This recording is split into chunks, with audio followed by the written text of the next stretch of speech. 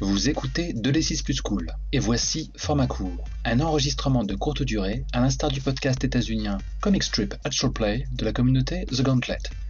Le jeu pratiqué est Monster of the Week de Michael Sands, dans sa deuxième édition révisée par Steve Hickey. Comme son nom l'indique, ce jeu émule la recette télévisuelle du monstre de la semaine. Bonjour, je suis Cassandre et j'incarnerai Sarah Morningstar, l'élu. Je suis Volsung et j'incarnerai le gardien. Dis-moi Sarah, que s'est-il passé dans l'épisode précédent ? Sarah avait réussi à quitter le Plus Cool Diner, mais non sans avoir dû terminer son shift, ce qui l'avait fait arriver assez tardivement sur la piste lancée par Philip Blake, à savoir un meurtre au niveau du parc d'attractions Candy Mountain. Sarah avait dû réussir à s'introduire, à retrouver le lieu du meurtre, et avait utilisé de magie pour savoir ce qui s'était passé précisément sur les lieux du crime, à savoir qu'un homme s'était fait retirer le cœur de la cage thoracique par on ne sait quoi. Un modus operandi qui t'est familier ? Qui n'est pas sans rappeler un certain cauchemar. C'est vrai. Du coup, lorsque cet épisode débute, où se trouve Sarah ? Quelle heure est-il ? Il va être 1h30 du matin, et Sarah est dans sa chambre. J'ai sorti mon téléphone et je viens de terminer d'envoyer un long message à Joshua pour lui expliquer que...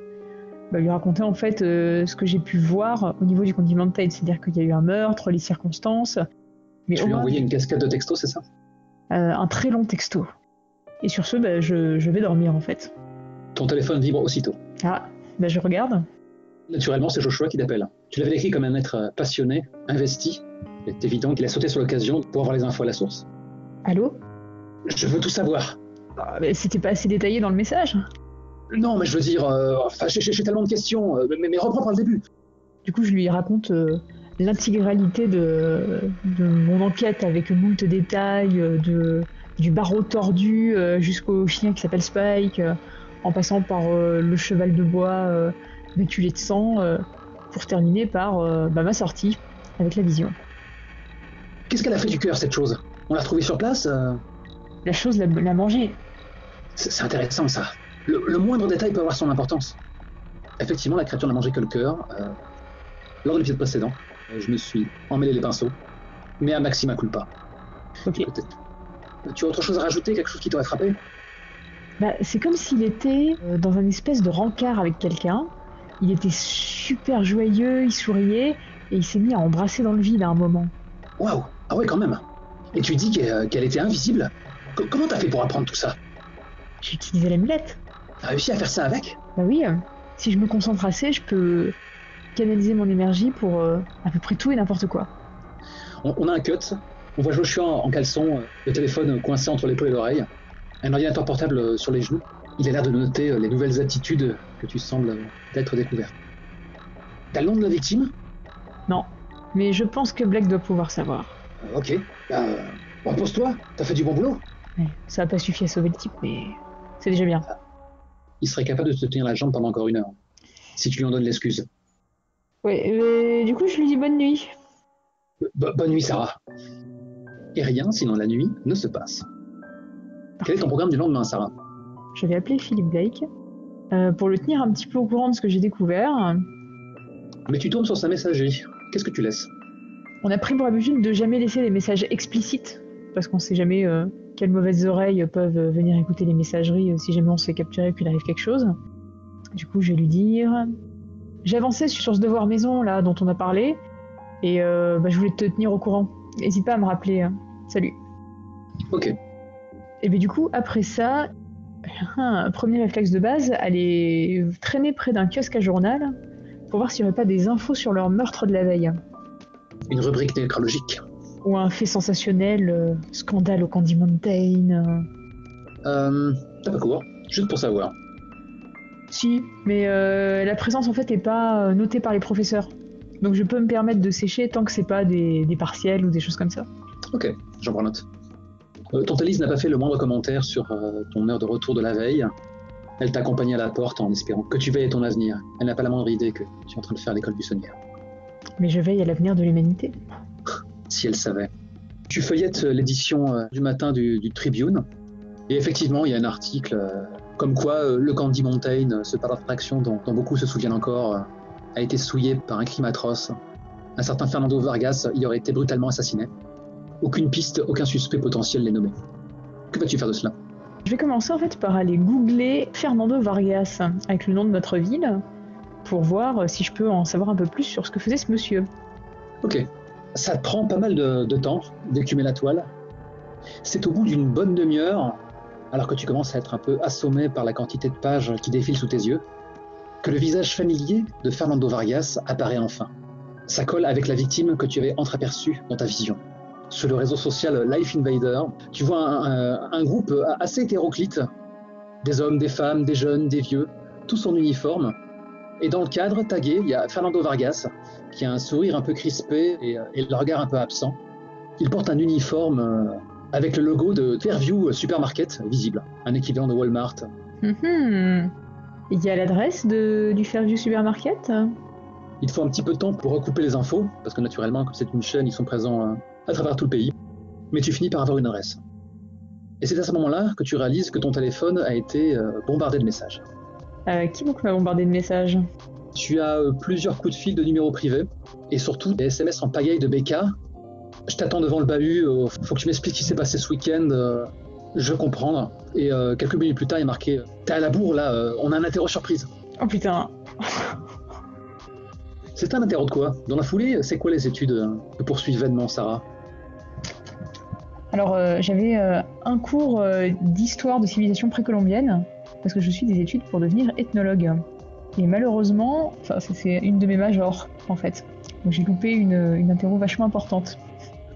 Pauvre Sarah, maintenant qu'elle est au centre d'une prophétie, il est désormais impensable d'avoir une vie normale. Ça devient plus compliqué. Je n'ose imaginer comment ta tante va le prendre, quand elle apprendra la nouvelle. Ouais, il va falloir que je trouve une manière de me backuper par rapport à tout ça. Mais bon, ça on verra une fois que j'aurai réussi à avoir l'adresse. Vargas bossait au Fairview Supermarket de Franklin Street. Écoute, je vais m'y rendre. Ok, donc on a à nouveau un plan de Sarah casquée sur son bolide.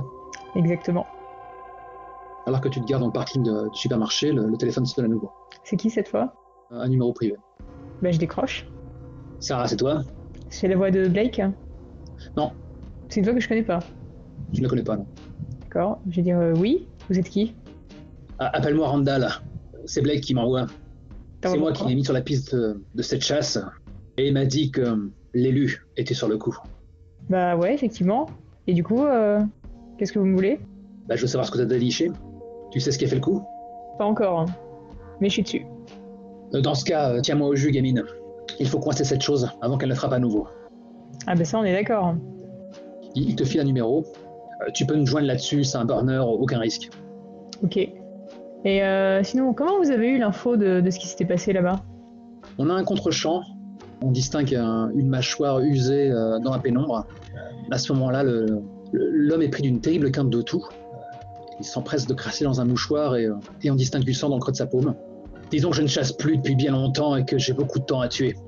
Et j'aime bien prêter l'oreille aux communications de police. Ok. Si vous en entendez d'autres, vous n'hésitez pas, hein. Vous m'appelez directement. Je reste vigilant. Mais dès que t'as du neuf, tu me tiens au courant. Ça marche. Sans plus de civilité, l'homme a raccroché. La politesse se perd avec l'âge, hein. Visiblement. À ce moment-là, tu es visiblement quelqu'un de très, très demandé. Tu réalises que tu as reçu un nouveau texto, cette fois de Joshua, qui t'apprend qu'il n'a pas fermé l'œil de la nuit et qu'il ne pensait pas qu'il puisse exister un bestiaire aussi copieux de créatures invisibles ou aux capacités illusoires ou susceptibles de dévorer des cœurs. Bref, en attendant, il va falloir que tu t'occupes. Ok. Alors du coup, je profite quand même que je viens d'arriver et de descendre de ma moto après ce coup de fil pour répondre déjà à Becca et lui dire qu'elle s'inquiète pas de mon absence. Et je lui donne rendez-vous, on va dire, à 14h chez elle pour qu'on fasse le point. Parce qu'on a un trou en fait dans nos cours entre 14 et 15. Pas de problème. Elle te fait OK, à très vite, avec un smiley adorable. Ça c'est Becca. Bon. En attendant, m'attend le lieu de travail de feu Fernando Vargas. Il faut imaginer que les portes automatiques s'ouvrent sur ton passage et personne ne prête attention à toi. Hein. C'est le supermarché lambda. Il y a une musique festive qui se fait entendre. Les clients insignifiants, tout autant de proies potentielles contre les forces du mal, ignorant le danger qui rôde, vagues à leurs occupations et font leurs emplettes. Et bien du coup, je vais essayer de voir si je peux repérer une des personnes que j'ai vues sur la photo aux côtés de Fernando. C'est pas ce genre de visage qui manque, tu optes pour lequel. Et décris-le-moi, il existera. Et bien je vais chercher une femme blonde, avec les cheveux longs, dans la quarantaine, qui d'après la tête qu'elle tirait sur la photo avait l'air d'être un peu une ancienne du coin, un peu fatiguée de son job, mais qui du coup doit bien connaître les gens. Ok. Sur la photo, elle était taguée? Non, mais elle est très reconnaissable. D'accord, bah du coup, parce que si elle était taguée, j'aurais eu son nom. Elle avait son badge de visible, effectivement, donc tu vois qu'elle s'appelle Judith Phelps. Elle est en train d'ouvrir des cartons et de mettre des produits frais sur les étalages. Excusez-moi, madame. Qu'est-ce que je peux faire pour vous? En fait, c'est un peu une longue histoire. Donc n'hésitez pas à me dire si vous préférez qu'on en parle après votre travail, mais j'ai appris qu'il y avait un type qui avait été tué hier. Et en fait, j'ai une de mes amies qui a disparu au même endroit le même jour. Et en fait, a priori, il travaillait ici, le gars. Et je me dis que peut-être vous sauriez où il habite et que ça pourrait être une piste pour retrouver mon ami. Donc je tente complètement de la manipuler. La prénommée Judith hausse le sourcil. Elle interrompt sa tâche et te regarde avec une certaine tristesse. Votre amie avait rendez-vous au Candy Mountain, elle aussi? Oui, parce que il avait rendez-vous en fait, Monsieur Vargas là-bas. Fernando? Oh ben, c'est ce qu'on a conclu, je veux dire, ça faisait un bout de temps qu'il avait vraiment la tête ailleurs, quoi. Il était tout le temps rivé sur son téléphone portable, et le fait qu'on le trouve mort dans un endroit aussi improbable, on se demandait s'il avait des mauvaises fréquentations, s'il n'a pas fait une mauvaise rencontre là-bas. Et si vous me dites que le dernier endroit où votre ami se trouvait était là-bas, je crains le pire.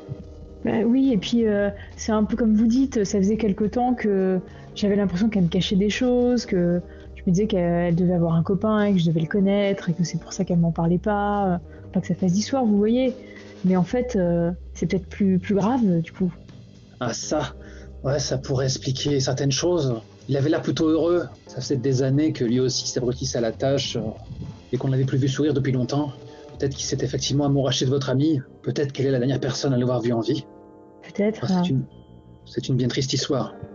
Est-ce que vous savez, il y avait de la famille, des proches, peut-être qu'il leur aurait parlé de mon ami, si c'était ça.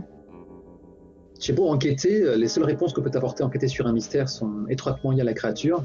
Et pour l'heure, tu cherches juste à trouver des indices vis-à-vis de la victime. Pour le moment, tu vas commencer par un jeu de manipuler. On verra bien ce qu'elle peut t'apprendre. Sachant que j'ai un score de merde en charme. Oui, je me rappelle. C'est un 6, un bel échec, un beau plat glissé sur la glace où on se prend le mur de la patinoire. Oh, joli. Du coup, je vais te donner ce que tu désires. Des proches vont subitement exister out of the blue. Des proches? Des proches de Vargas.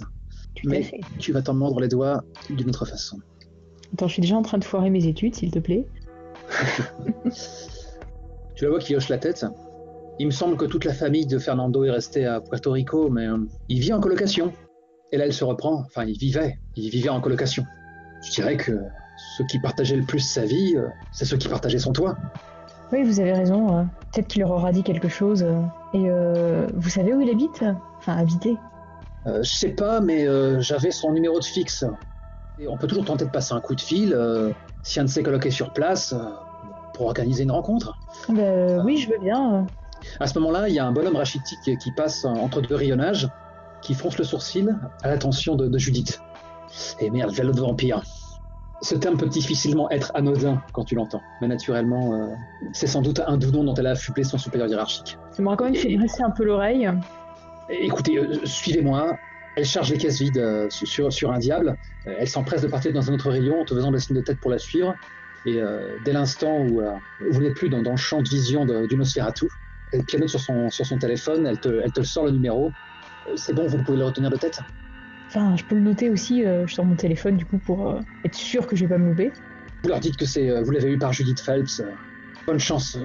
J'espère que vous retrouverez votre amie saine et sauve. Elle finit par ajouter, bon, moi il faut que je retourne au charbon. Bon courage. Je fais un petit hochement de tête. Merci beaucoup, madame. Elle disparaît dans les réunions après t'avoir gratifié d'un petit regard triste. Elle marmonne dans sa barbe qu'elle n'a pas. J'espère qu'elle n'est pas dans le coffre d'un détraqué. Pauvre enfant. Ouais, heureusement que mon ami n'existe pas. Hein. Écoute, je vais ressortir du supermarché avec mon petit numéro magique et je suis en train de réfléchir pour me demander si j'aurais pas une manière un peu détournée d'arriver à obtenir l'adresse associée au numéro sans avoir à appeler les gens qu'il y a là-bas. Histoire de me pointer à l'improviste et que je risque pas de me faire envoyer forcément péter quoi. Comme tu veux. En tout cas, depuis ton 6, d'ailleurs, pense à noter le point d'XP que tu as gagné pour cela. Ah oui, Mon marteau est prêt à s'abattre. J'ai juste délayé son effet. Bon, tu viens de faire un move et t'en mordre les doigts, je vois aucun intérêt à te mettre les bâtons dans les roues. On pourrait imaginer qu'un de ses colocataires, il fait des services, qu'un de ses colocs, il a un business. Quand tu fais une recherche nette à partir du numéro, donc visiblement, Fernando vivait en coloc avec une certaine Catherine Silva, qui semble exercer la profession de magnétiseur dans une sorte de trip New Age. Oh là là. Ce genre de délire-là, tu sais, Ouais. avec l'adresse visible.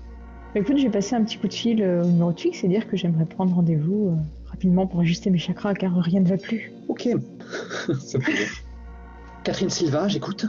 Oui, bonjour madame, j'appelle parce que j'aimerais prendre rendez-vous. Mademoiselle. Oui, mademoiselle.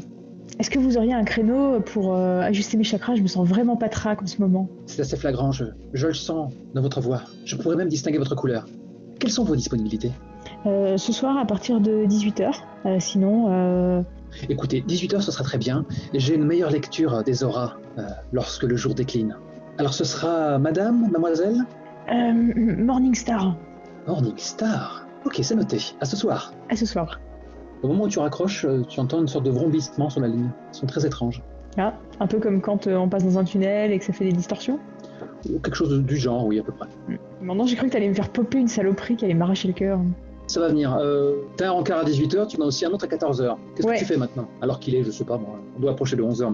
L'idéal de l'idéal, ce serait que je puisse aller choper une espèce de mot d'absence vite fait. Genre en allant chez le médecin en disant ah je me sentais pas bien, je me suis un peu, j'ai eu des vertiges dans la rue, je suis pas allée en cours, est-ce que vous pourriez me faire un mot, un truc comme ça, d'aller larmoyer auprès de mon médecin habituel. Si ça se trouve, je pense que au vu de la vie tumultueuse que tu mènes, il y a peut-être un soir où t'étais rentré battu comme plâtre et ta tante l'a fait venir à Dardar d'urgence pour te soigner, donc peut-être déjà qu'il commence à avoir l'habitude du fait que tu es une petite délinquante. Mais c'est un problème infime au vu de ce que cette série est censée présenter. Du coup, on peut vraiment dire que cet épisode a été tourné autour de ton téléphone. Hein. Seul moyen de te joindre, seul moyen de t'emmerder. C'est clair.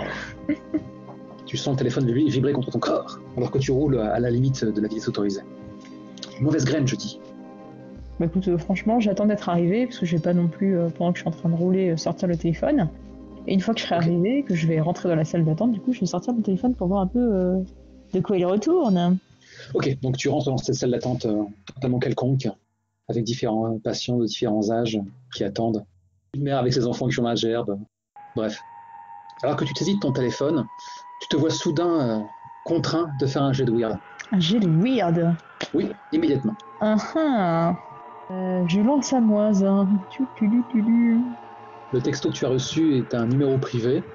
Tu te doutes que ça doit être Randall. Eh bien écoute, c'est un 6. C'est la moyenne de mes jets à moins 1. Est-ce que tu acceptes ce résultat ou est-ce que tu crames un point de chance? J'accepte. Ou est-ce que tu préfères au contraire pexer? J'accepte et je pexe. Ok. Le son que tu t'attendais à ce que je rate pour m'en mettre encore plus dans la gueule, je le sais. Tu peux vraiment sortir l'artillerie lourde. Et dis-moi Sarah, quel est ton idéal amoureux? Waouh. En termes de personnalité ou en termes de physique? La totale. La totale. Livre-toi. Alors, une femme grande, élancée, avec des cheveux longs qui sentent bon, des yeux de biche, très féminine. Et en termes de personnalité, en fait, le truc que Sarah se cache depuis assez longtemps, mais qu'elle en a quand même conscience, c'est que c'est un peu la personnalité de Becca. C'est quelqu'un de très enjoué, de dynamique, de sympathique, avec un esprit ingénieux et toujours créatif. Donc, vraiment ça. Ok. Becca est pas mal dans le type de femme qui plaise à Sarah. Mais c'est sa meilleure amie, il ne faut pas casser ça. C'est un fait avéré que Sarah est portée sur les femmes ou tous et toutes l'ignorent autour d'elle? C'est pas un fait avéré parce que Sarah n'a jamais fait de coming out, mais son ami d'enfance, Greg, est au courant. Becca sans doute assez fortement, même si, vu qu'elle voit que le sujet met Sarah un peu mal à l'aise, elles n'en ont jamais parlé ouvertement. Et tante Élise doit aussi s'en douter un peu. Hormis ça, a priori, personne ne doit le savoir. Ok.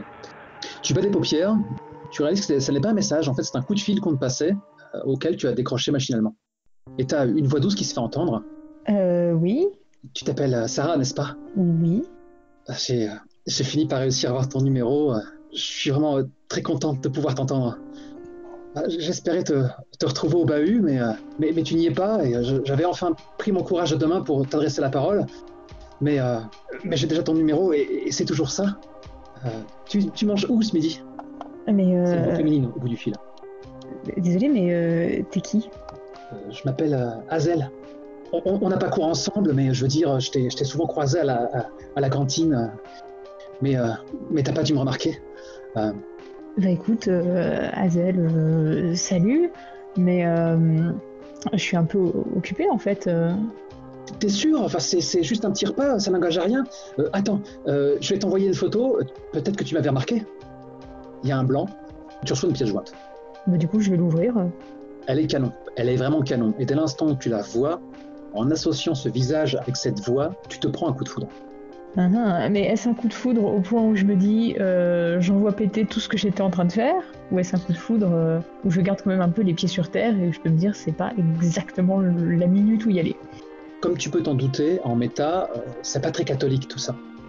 Je dirais qu'en fait, si tu ne cèdes pas à l'envie de rencontrer cette splendide jeune fille, tu devras sans doute faire un petit agir sous la pression.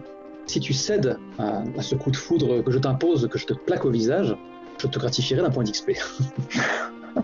C'est souvent comme ça d'ailleurs qu'on traite dans le PBTA tout ce qui est domination, tout ce qui fait perdre un peu le libre arbitre, qui sont des choses un peu taboues. Que choisis-tu? Ouais, bah écoute, si j'ai le temps de faire mon truc au médecin, ensuite de l'argent pour aller manger, quitte à arriver un peu en retard à voir Becca, j'accepte. Mais bien sûr, on va pas se prendre la tête avec ça.